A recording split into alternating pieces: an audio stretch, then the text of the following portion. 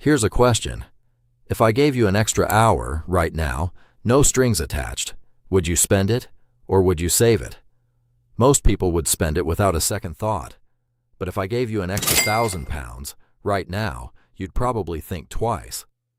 That difference, the way you treat time versus the way you treat money, is the first clue to something researchers call the scarcity mindset. And once you see it, you'll notice it running your decisions every single day. Two researchers, Senthil Mullainathan and Eldar Shafir, spent years studying what happens to the brain under scarcity. Not just money scarcity, any kind. Time scarcity, food scarcity, even loneliness. What they found was strange. Scarcity doesn't just change what you have. It changes how you think. It narrows your focus so hard onto the thing you're short of that everything else, your health, your relationships, your long-term decisions, gets pushed out of view. Researchers call this tunneling. You felt it. The month rent is tight. You can't think about anything else. The moment it's sorted, your brain opens back up. That's not a character flaw. It's not laziness or bad discipline. It's what scarcity does to anyone's brain, rich or poor, disciplined or not. Pause. Here's the part that matters for you. This tunnel doesn't just show up when you're actually broke. It shows up when you feel broke, even if on paper you're not. Model 1. Scarcity is a feeling, not a bank balance.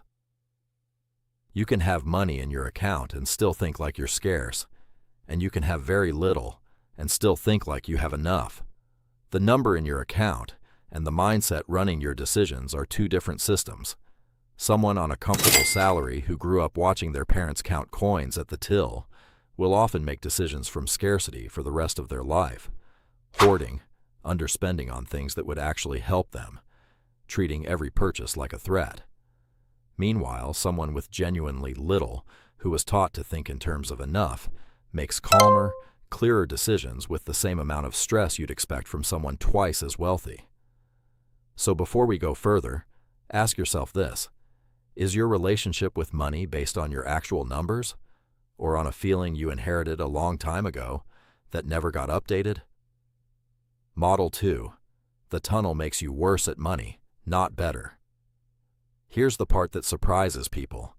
You'd think being short on money would make you more careful with it, more focused, sharper. It does the opposite. Mullainathan and Shafir ran a study where they had people take a cognitive test, twice. Once with an easy hypothetical expense in mind, once with a hard one, like an unexpected repair bill they couldn't easily afford. Same people, same test. The only thing that changed was how financially squeezed the hypothetical made them feel. Under the harder scenario, performance dropped. By a margin, the researchers compared to losing a full night's sleep, or about 13 AQ points. 13 points, just from thinking about being short on money. That's the tunnel. It doesn't sharpen your focus on money. It burns your capacity to think clearly about anything, including the money itself. This is why decisions made from a scarcity feeling are so often the exact decisions that keep someone stuck. Not because they're bad with money, because the feeling itself is quietly making them worse at it in that exact moment. Model 3. Abundance isn't about having more people hear abundance mindset and think it means positive thinking, or pretending you have more than you do. It's neither. An abundance mindset just means your brain has enough slack to make a decision without the tunnel closing in. That slack can come from having more money, but it can also come from something much cheaper to build, a buffer, a plan, a number you've already decided in advance, so you're not deciding it under pressure. Someone with a modest emergency fund and a written-down plan for a bad month will often make calmer financial decisions than someone earning triple their salary with no buffer and no plan, because the second person is white-knuckling every unexpected cost, and the tunnel never fully opens. You don't need to be rich to get out of the tunnel. You need slack, and slack is something you can build deliberately.